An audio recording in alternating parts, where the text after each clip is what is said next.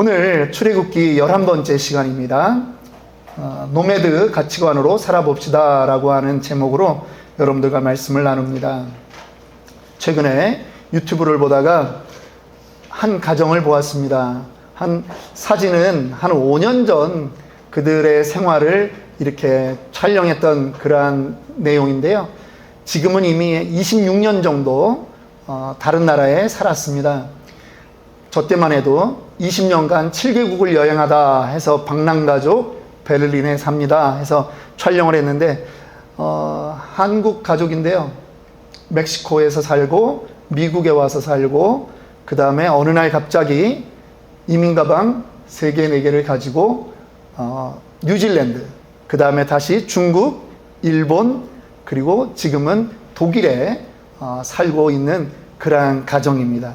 참 재밌게 산다 그런 생각을 해봅니다. 왜 그러냐 하면 저도 한국에서 29살 때 중국 가서 살았다가 47살 때 46살이죠. 필리핀에서 한 6개월 살다가 47살에 미국으로 들어왔습니다. 그래서 저들의 생활이 어느 정도 이해는 됩니다. 오늘 이 방랑가족, 좀 이름을 붙이자면 노매드 가족이죠. 그들의 삶을 보게 되는 이유가 있습니다. 대부분의 사람들이 다 정착민으로 삽니다. 한 곳에 오래 살죠. 저도 옛날에 살던 그 한국의 집은 부모님들하고 어려서부터 같이 살았던 그러한 집입니다. 그런데 그 자리를 떠난다라고 하는 것이 그렇게 쉽지는 않죠. 오늘 이스라엘 백성들도 그랬던 것 같습니다. 이스라엘 백성들이 지난 시간에 홍해를 건넜습니다. 마른 땅으로 건넜죠. 하나님께서 홍해물을 벽처럼 만들어 주시고 그들의 길을 마른 땅으로 만들어 주셔서 이 백성들이 다 건넜습니다. 애국 군대는 그것을 시험하다가 홍해의 그 물살에 휩쓸려 죽었다. 성경은 그렇게 기록하고 있습니다. 살면서 이러한 기적을 볼 수 있는 세대가 어떤 세대가 있겠습니까? 전혀 없죠. 놀라운 기적입니다. 홍해를 건너자마자 이스라엘 백성들은 노래합니다. 찬양합니다. 모세의 노래, 모세의 누이 미리암의 노래가 오늘 우리가 읽었던 출애굽기 15장 1절부터 21절에 걸쳐서 나오는 내용입니다. 이렇게 찬양으로 끝나면 얼마나 좋은 그러한 일이겠습니까? 그런데 이들이 홍해 옆에 살기 위해서 하나님이 불러낸 것이 아니잖아요. 그들이 가야 될 길이 있습니다. 어디를 향해서 갑니까? 가나안 땅을 향해서 가는 것입니다. 그런데 그들이 터덜터덜 하나님의 인도함으로 그 수르 광야길을 갑니다. 3일을 갔더니 그들이 가죽부대에 담아왔던 모든 물들이 다 떨어진 것입니다. 호수를 발견했습니다. 그런데 호수에 그 물을 맛봤는데 물이 너무나 쓴 것입니다. 팻말을 붙여야 됩니다. 뭐라고 팻말을 붙이면 좋을까요? 이 물을 마시면 안 됩니다. 위험합니다. danger라고 하는 팻말을 붙여야 될 정도로 쓴 물이었습니다. 그들이 원망합니다. 모세에게 원망합니다. 모세는 하나님께 기도합니다. 그랬더니 하나님이 한 나뭇가지를 보여주시고 그 나무를 그 호수에 집어넣자 그 호수가 달달한 물로 바뀌었습니다. NIV 성경에는 스윗 워터라고 그렇게 되어 있습니다. 그들이 위험한 물 마셨는데 이제는 전라도 사람이라면 그 물을 맛봤을 때 뭐라고 하겠습니까? 단 거. 데인저 아니고 단 거라고 하는 말. 이렇게 썰렁할 줄은 몰랐는데 저의 그 농담을 이해하는 분들이 별로 없으시군요. 어쨌든 여러분, 그들은요 마라에서 오히려 기적을 다시 느끼고 그들은 거기에 멈춰서 잠깐의 휴식을 했습니다. 그런데 27절 마지막 절에는요 그들이 다른 곳에서 본격적인 휴식을 며칠간 취했던 그러한 장소가 나옵니다. 어디입니까? 엘림이라고 하는 곳이에요. 물샘 열둘과 종려나무 70그루가 있는 그곳에 장막을 치고 그들이 머물렀습니다. 성경 15장을 이렇게 보면서 차라리 22절부터 26절이 없었으면 좋았겠다라고 하는 생각을 해보았습니다. 마라라고 하는 곳으로 가지 말고 바로 엘림으로 가면 얼마나 좋았을까? 이 구절이 빠졌으면 백성들도 모세를 원망하지 않았을 거 아닙니까? 조금만 더 참았으면 그들은 엘림까지 원망하지 않고 하나님의 칭찬 들으며 엘림으로 갔을 텐데 하는 생각도 해봅니다. 여러분, 마라에서 엘림이라고 하는 그 오아시스까지는 거리가 얼마나 되는 줄 아십니까? 성경학자들은 그 거리가 불과 11km 정도밖에 안 떨어졌다라고 말합니다. 그런데 그들이 참지 못했던 겁니다.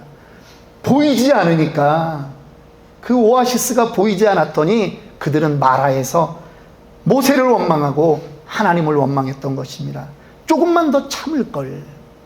그래서 공동묘지에는 밤만 되면 껄껄껄 하는 소리가 많다는 것 아닙니까? 조금만 더 참을 걸. 살았을 때 좀 더 잘할 걸. 살았을 때 좀 더 베풀고 살 걸. 그런 얘기가 공동묘지는 밤마다 있답니다. 여러분들의 얼굴이 안 펴져서 제가 지금 계속 얼굴을 좀 피세요. 얼굴과 낙하산은 안 펴지면 죽습니다. 이제 좀 반응이 좀 나오는 것 같은데, 그 다음은 더 준비한 멘트가 없으니까 안심하셔도 됩니다.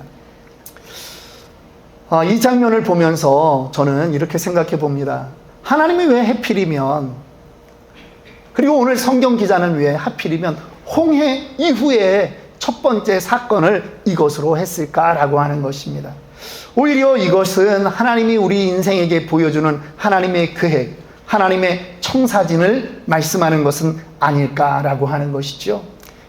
왜 이것을 인생에다 비유해도 가능하겠는가?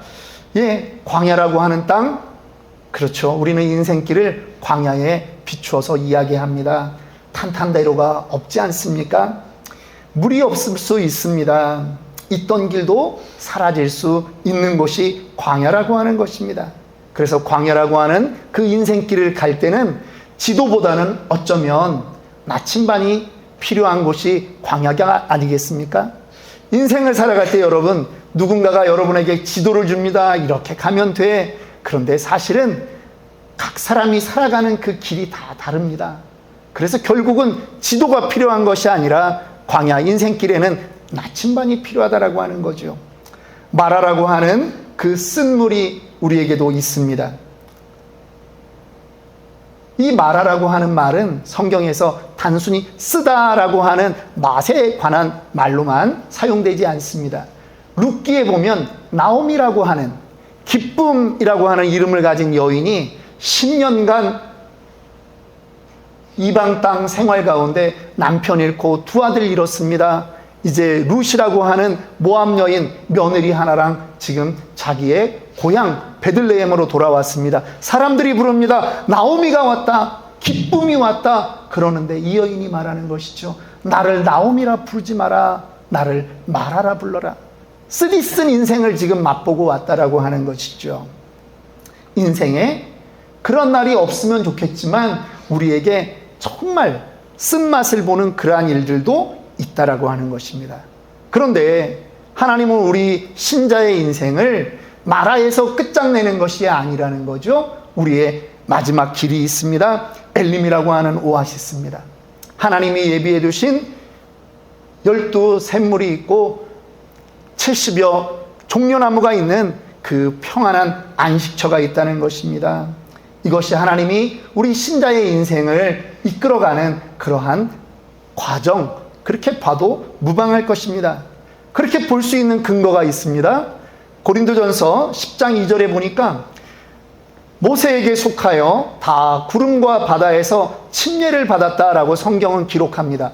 이스라엘 백성들이요, 홍해를 건너는 그 과정을 하나님의 백성으로 새롭게 태어나는 그것으로 하나님은 이해한다라고 하는 것이죠. 그렇게 인정해 주셨다는 거죠. 침례라는 게 무엇입니까? 물속에 들어갔다 나오는 그 자체가 예수와 함께 죽고 예수와 함께 다시 살아나는 그러한 의식 아니겠습니까? 그렇게 본다면 오늘 이 광야와 마라와 엘림은 우리의 인생, 하나님이 그 인생에 대해서 어떻게 하시는지 우리에게 보여주는 청사진으로 그렇게 볼 수 있다는 것입니다. 인생을 살아가면서 사람들이 나뉘어지는 분기점이 있습니다. 제가 늘 말합니다. 좋을 때 화내는 사람 없다. 그런 말 합니다. 정말 좋을 때 싸우는 사람 별로 없습니다. 그런데요, 문제가 생겼을 때 사람들은 나뉘어지는 것입니다.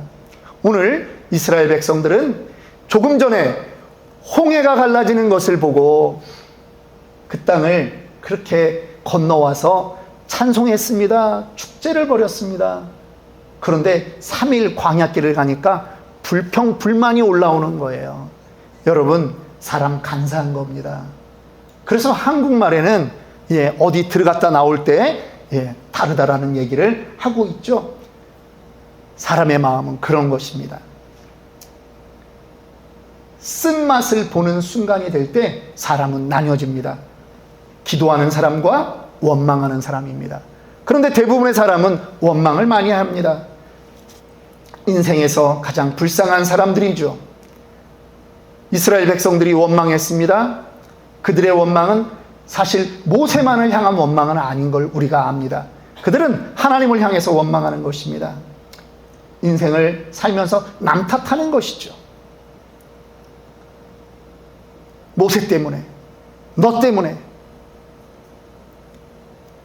남편을 향해서 당신 때문에, 혹은 아내를 향해서 당신 때문에 그렇게 원망하는 그러한 사람들이 있습니까? 어리석은 것입니다.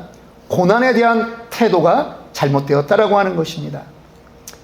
왜 인생을 살면서 매사에 이렇게 원망하는 사람이 될까 한번 생각해 보았습니다. 뭔가 가지고 있다가 그것을 놓쳤을 때, 그것을 소유하지 못할 때 사람들은 제일 많이 원망하는 것으로 생각됩니다. 애굽 땅은 노예의 땅이었습니다. 그런데도 자기네 집이 있었고요. 노예의 땅이었지만 목마름은 없었다라고 하는 것이죠. 혹시 여러분들 중국의 그 북경에 있는 만리장성을 가보셨습니까? 오늘 사진에 만리장성을 한번 보면요, 산 꼭대기에 정말 길게 용처럼 그렇게 장성이 이어지고 있습니다. 안 가보신 분들은 저거를 돌을 깎아서 저렇게 쌓았구나 그러는데, 여러분, 제가 만리장성 20번 갈 때까지는 샜는데 그 다음에 안 샜거든요. 만리장성은 돌로 다 쌓은 게 아닙니다. 벽돌을 부어서 쌓았어요. 그래서 만리장성 그 벽돌 옆에는 언제 어느 지역에 가마터에서 지었다 부었다라고 하는 그러한 그 글씨가 있는 그러한 벽돌들로 되어 있습니다. 그런데 제가요, 이 만리장성 보니까 기원전 6세기 600년경부터 이 만리장성을 군데군데에서 지었다가 나중에 기원전 221년 진시황이 이 나라를 통일한 다음에 그 끊어져 있는 장성들을 전부 다 연결하는 것입니다. 그리고 이거는 1300년대에 1400년대까지 계속 이어져서 명나라 때까지 그렇게 장성을 잇는 작업을 계속하는 거예요. 그래서 중국의 많은 고대 소설 중에는 그 장성으로 벽돌 쌓으러 간 남편을 잃어버린 여인의 그런 구슬픈 노래, 구슬픈 사연들이 소설로, 그 다음에 노래로 그렇게 된 것도 많이 있다는 것이죠. 제가 저것들을 이 1999년, 2000년을 대비한 그 새해 1월 1일, 2일, 3일 대고구려라고 하는 그러한 역사 스페셜 다큐멘터리를 찍기 위해서 KBS PD들하고 같이 2차례에 걸쳐서 저 지역들을 여행한 적이 있습니다. 그런데 우리가 거기 가서 했던 말이 뭔지 아십니까? 아니, 여기로 도대체 누가 침략을 한다고 이 장성을 이 산 꼭대기 쌓냐? 왜 이렇게 미친 짓들을 하냐? 그 얘기들을 저희가 했던 기억이 납니다. 그런데요, 지금은 물론 산업화된 시대니까 장성 이북 쪽에도 발달한 도시들이 있어요. 그런데 옛날에는 이 만리장성 하나가 무엇을 나누는지 아십니까? 정착민과 유목민의 완전히 구별된 두 문화체를 만드는 거예요. 정착민들은 이렇게 삽니다. 누가 땅을 더 많이 소유했느냐? 누가 물가의 땅을 소유하고 논밭을 소유해서 소출이 많이 있느냐? 정착민의 목표는 하나예요. 재산을 늘리는 겁니다. 그리고요, 정착민들은 누구네 집이 몇 칸짜리냐? 그걸 가지고 자랑합니다. 강북이냐? 강남이냐? 심지어는 그 재산을 근거로 해서 자식들이 입신양명, 출세해야 된다라고 하는 거죠. 장원급제, 이것이 그들 가문의 목표가 되는 것입니다. 여러분, 지난주에도 우리는 한국의 정치계에서 많이 떠들던 내용들을 우리는 알 것입니다. 인천의 미추홀 지역에 그 건축왕 거기에 사기를 당해서 젊은 사람들이 그 집을 전세를 임대를 했는데 그 사람들이 사라진 거예요. 돈을 어디 가서 받을 수가 없는 겁니다. 이 집이 경매로 넘어갔어요. 살다가 쫓겨나게 되는 겁니다. 영끌해서 영혼까지 끌어들여 가지고 집을 장만했는데 돈을 어디 가서 찾을 길이 없는 거예요. 그래서 세 번째 자기의 목숨을 그렇게 버린 사람이 나왔습니다. 나라가 지금 그 문제로 지금 시끌시끌합니다. 옛날에는 들어본 적 없는 전세왕이니 빌라왕이니 건축왕이니 하는 말이 지금 뉴스에 나오고 있다라고 하는 것이죠. 이게 정착민의 관념이라고 하는 것입니다. 집을 가져야 된다. 내 소유로 있어야 된다라고 하는 겁니다.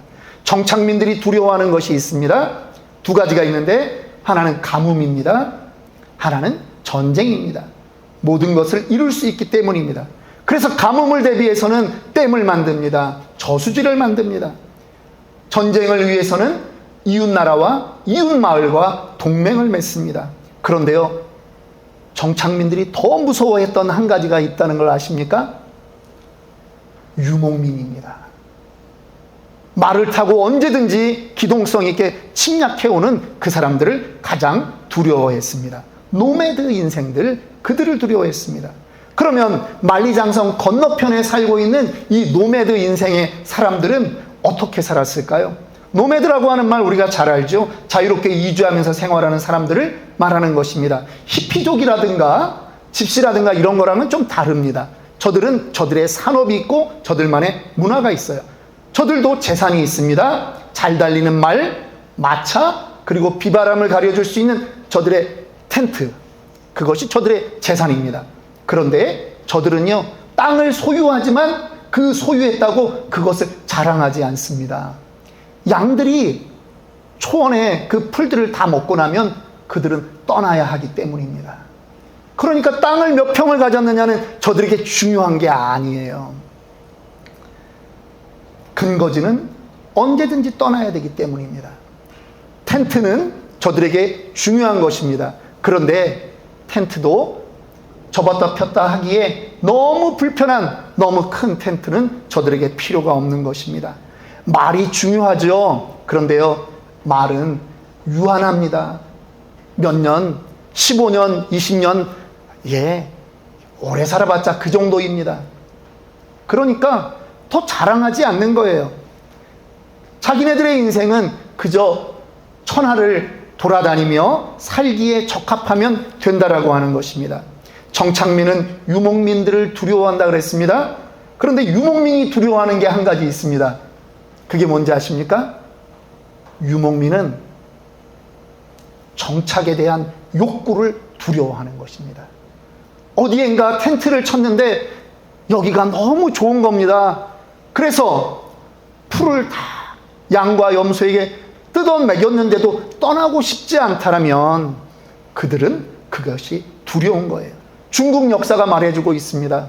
원나라 몽골이 중국을 점령했습니다. 그런데요, 점령하고 200여 년이 못 가서 그들의 언어와 문화가 다 사라졌습니다. 동화되었습니다. 정착민에게.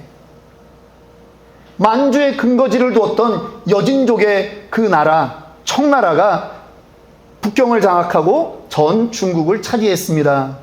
그런데 지금 만주어, 여진족의 말, 그거를 기억하는 사람은 없습니다. 해석하는 사람들, 전문가들만 몇 명 있을 뿐입니다. 정착해 버렸더니 그 기마민족의 기상은 다 없어지고 정착민 이대로가 좋사오니 그렇게 살았다라고 하는 거죠. 화려한 날은 가버렸습니다. 하나님은 오늘 이 백성들을 보면서 이들을 데리고 가야 되는 땅이 있어요. 하나님이 이스라엘 백성들을 애굽에서 데리고 어디로 갑니까? 가나안 땅으로 가는 게 하나님의 목적입니다. 그러면 가나안 땅에서는 돌아다니라고 하는 겁니까? 아닙니다. 하나님 역시도 너희들은 가나안 땅에 가서 하나의 민족을 이룬다, 하나의 나라를 이룬다라고 하는 것이 하나님의 뜻이에요. 그런데 하나님이 그들에게 걱정하는 것이 있다는 거죠. 그 땅에 가서 그 땅 문화가 좋사오니 하고 거기에 매몰될까 봐 하나님도 걱정한다라고 하는 것입니다. 기마민족들이, 유목민들이 정착민을 만나서 그들에게 동화됐던 것처럼, 그래서 하나님은 그들에게 말합니다. 신명기 17장 16절에 그는 병마를 많이 두지 말 것이요 병마를 많이 얻으려고 그 백성을 애굽으로 돌아가게 하지 말 것이다. 이게 무슨 말이냐 하면 전쟁을 대비한다라고 하는 거죠. 내 나라는 내가 지킨다. 하나님이 아니라는 거예요. 내가 지킨다라고 하는 거예요. 애굽과 동맹을 맺어서 내가 지켜야 되겠다. 예레미야 2장 13절을 보겠습니다. 내 백성이 두 가지 악을 행하였나니 곧 그들이 생수의 근원되는 나를 버린 것과 스스로 웅덩이를 판 것인데 그것은 그 물을 가두지 못할 터진 웅덩이들이라. 여러분, 가나안 땅에 들어가서 이들이 지금 하는 일이 뭐냐 하면, 이제 하나님 필요 없어, 우리끼리 해봐야 돼, 물을 저장하자, 웅덩이를 만들자, 그렇게 되었다라고 하는 것입니다. 하나님이 이스라엘에게 원하는 그것은 정착민으로 사는 것이 나쁘다라고 하는 게 아닙니다. 정착민으로 살되 유목민의 가치관으로 하나님만 의지하고 살라고 하는 것입니다. 믿으십니까? 네. 생업이 무엇이건 그거는 자유입니다. 괜찮습니다. 그런데 땅을 의지하고 사는 게 아니라 하나님을 의지하고 살라는 것입니다. 이른 비와 늦은 비를 주시는 그 하나님, 그 하나님을 의지하고 살아가는 백성이 되어야 된다라고 하는 것이죠. 혹시 이 땅 사는 게 불편하고 힘듭니까? 마라의 쓴물과 같은 일들을 만나셨습니까? 여러분, 그럴지라도 원망하지 마십시오. 하나님은 우리에게 길을 열어주셨습니다. 기도하라는 것입니다. 마라의 쓴물을 만났을 때 백성들은 하나님을 원망했습니다. 그런데 모세는 하나님께 기도하는 거예요. 하나님께 기도했더니 하나님이 방법을 알려주시잖아요. 여러분, 기도의 능력이 기도 그 자체가 아니라 하나님의 응답에 능력이 있음을 믿으시기 바랍니다. 예수님이 사복음서의 가장 긴 설교를 어디다 하셨나 보니까 마태복음 5장, 6장, 7장에 예수님이 설교를 하셨습니다. 그런데 마태복음 5장, 6장, 7장을 우리는 산상수훈이라고 부르죠. 무려 111절에 해당되는 긴 내용입니다. 그런데 그 내용은 예수를 믿고 새 생명 얻으라가 아니에요. 예수 믿고 새 생명 얻은 너희 제자들, 너희들은 어떻게 살아야 되는가를 3장에 걸쳐서 예수님이 말씀하는 거예요. 그 내용의 핵심을 보면 이렇습니다. 6장 31절부터 34절의 말씀입니다. 그러므로 염려하여 이르기를 무엇을 먹을까, 무엇을 마실까, 무엇을 입을까 하지 말라. 이는 다 이방인들이 구하는 것이라. 너희 하늘 아버지께서 이 모든 것이 너희에게 있어야 할 줄을 아시느니라. 그런즉 너희는 먼저 그의 나라와 그의 의를 구하라. 그리하면 이 모든 것을 너희에게 더하시리라. 그러므로 내일 일을 위하여 염려하지 말라. 내일 일은 내일이 염려할 것이요 한날의 괴로움은 그날로 족하니라. 여러분, 누구의 인생관하고 비슷할까요? 정착민입니까? 아니면 유목민입니까? 유목민의 가치관과 같다라고 하는 것입니다. 하나님을 믿고 살아가는 사람의 가치관이 정말 노매드 가치관이라면 그들은 무엇을 먹을까, 무엇을 마실까, 무엇을 입을까 염려하지 않는다라고 하는 것입니다. 그들은 하나님께서 이미 우리에게 필요한 모든 것을 다 아시기에 우리는 하나님의 뜻만 이루기를 원하며 살아가는 거예요. 내일의 문제는 오늘 염려하는 것이 아닙니다. 내일의 문제는 내일이 알아서 할 거라고 하는 것입니다. 하나님께서 책임져 주신다라고 하는 언약입니다. 마라에서 보여주는 것입니다. 하나님께서 그 간구하는 모세에게 한 나무를 보여주시고 그 나뭇가지를 그 물에 던지게 합니다. 그랬더니 물맛이 달라졌습니다. 예, 단 거예요. 불란서 사람이 있었으면 그 달달한 물맛을 보면서 뭐라고 외쳤을까요? 에비앙. 중국 사람은 광천수에, 제주도 사람은 삼다수. 너무나 시원한 물을 맛보고 있는 겁니다. 그런데요, 물은 원래 그대로였는데 무엇이 바꾼 것입니까? 나뭇가지가 그것을 바꾸었습니다. 예수 그리스도의 십자가입니다. 이 나무는 예수 그리스도의 십자가라고 하는 것이죠. 교회라고 하는 것입니다. 쓰디쓴 인생도 예수를 만나면 달달한 인생으로 변할 수 있습니다. 문제 있는 인생도 예수를 만나고 십자가를 만나고 교회를 만나면 변화될 수 있다라고 하는 것입니다. 하나님은 지금 이 과정을 통해서 그 백성들에게 보여주고 싶은 것이 있습니다. 내가 너희를 치료하겠다. 나는 너희를 치료하는 하나님이 되겠다라고 약속하십니다. 무엇을 어떻게 치료한다라고 하는 것입니까? 애굽 문화에 430년 정착 문화에 찌들어서 애굽의 그 신들을 따라가려고 했던 그 너희들을 이제 내가 율법으로 그리스도의 규례로 내가 너희들을 치유하겠다라고 하는 것입니다. 그렇다고 해서 여러분, 지금 여러분들이 살고 있는 집을 다 버리고 우리도 노매드 인생으로 살아갑시다, 그렇게 하는 거 아닙니다. 우리의 가치관을 바꾸라고 하는 것입니다. 하나님을 바라보고 사는 인생, 노매드 인생으로 그렇게 가치관을 바꿔보자라고 하는 것입니다. 이스라엘 백성들은요, 그럴 수 있었어요. 왜 그렇습니까? 그들의 조상이 그 가치관으로 살아왔거든요. 아브라함이 그랬습니다. 갈대아 우르라고 하는 그 평온한 땅에서 하나님이 아브라함을 어느 날 불렀습니다. 그리고 가나안 땅까지 오는 그러한 존재로 만들었습니다. 아브라함은요, 족장이 되었습니다. 큰 거부가 되었습니다. 그런데 아브라함이 죽을 때 그가 소유했던 땅은 얼마였습니까? 그 안에 사라를 묻었던 막벨라 굴 하나 정도였다라고 하는 것입니다. 아브라함이 집을 지었다라고 하는 말을 들어보지 못했습니다. 반대로 아브라함의 조카 롯은 소돔과 고모라에 가서 그는 집에 성 안에 안전한 곳에 거주했습니다. 아브라함은 바보였을까요? 집 짓는 것을 몰랐을까요? 그런데 아브라함도 다 알고 재산도 있는데 그는 집을 짓지 않았습니다. 텐트에 살았습니다. 성경은 그것을 믿음이라고 말합니다. 히브리서 11장 9절 10절 보겠습니다.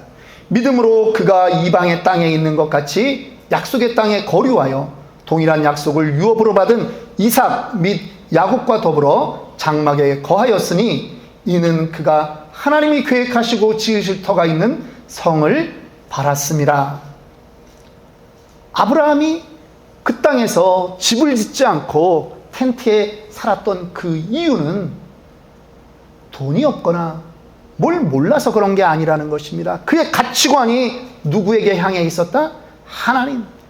하나님에게 향해 있었습니다. 약속의 땅에 가 있었습니다. 구체적으로 11장 15절 16절은 우리에게 분명하게 말씀합니다. 특별히 오늘 16절, 오늘 주보에 여러분들과 함께 이번 한 주에 암송했으면 하는 말씀입니다. 우리 16절 다 같이 읽어보겠습니다. 그들이 이제는 더 나은 본향을 사모하니 곧 하늘에 있는 것이라. 이러므로 하나님이 그들의 하나님이라 일컬음 받으심을 부끄러워하지 아니하시고 그들을 위하여 한 성을 예비하셨느니라. 여러분, 이 가치관으로 살면 어떠한 약속이 있습니까? 오늘 제가 여러분들께 드리는 오늘 주보에 나와 있는 질문의 마지막입니다. 어떠한 축복의 약속이 있는 것입니까? 노매드의 가치관으로 사는 아브라함과 이삭과 야곱에게 하나님이 하셨던 말씀입니다. 내가 너희의 하나님이라고 그 일컬음 받는 것을 부끄러워하지 않았다라고 하는 축복입니다.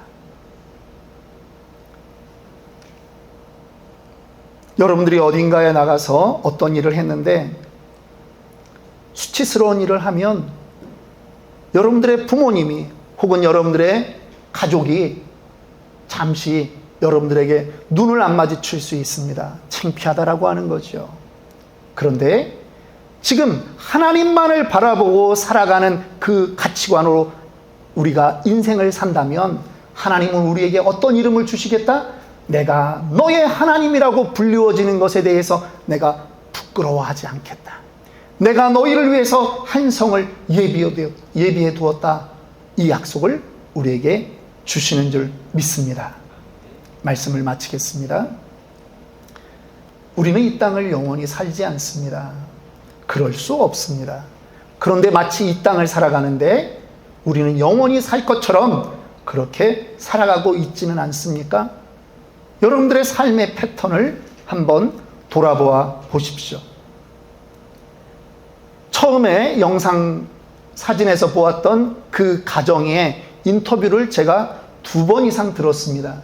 그들이 하는 말이 뭐라고 합니까? 자기네들이 어느 곳에 가든 그곳에서 짐을 늘리지 않았답니다. 가구를 더 좋은 것을 가지고 있어야지 되겠다라고 하는 그러한 말을 서로 하지 않는다라고 하는 것입니다. 언제 떠날지 모르기 때문에 자기네들은 그저 이곳에서 지내는 동안 사용할 수 있는 정도만 있으면 된다라고 하는 것이죠. 여러분, 저들의 인생은 떠날 거를 늘 생각하고 사는 노매드 가치관의 사람이라고 하는 것입니다. 우리에게 이 땅 영원하지 않습니다. 노매드 인생의 가치관으로 갑시다. 우리는 천국이 보장되어 있는 사람 아니겠습니까? 하나님이 우리를 율법과 규례로 치유하시겠다라고 말씀하셨습니다. 그 치유에 우리를 내어놓아 봅시다. 이제부터 출애굽기는 본격적인 하나님이 그 백성을 어떻게 다스리는지 나타나고 있습니다. 정착민으로 살다가 갑자기 하나님의 일거수일투족에 관심을 받으려니 쉽지 않습니다. 그런데 여러분, 거기에 복이 있는 것입니다. 그렇게 한번 도전하는 저와 여러분들이 되기를 주님의 이름으로 축원합니다.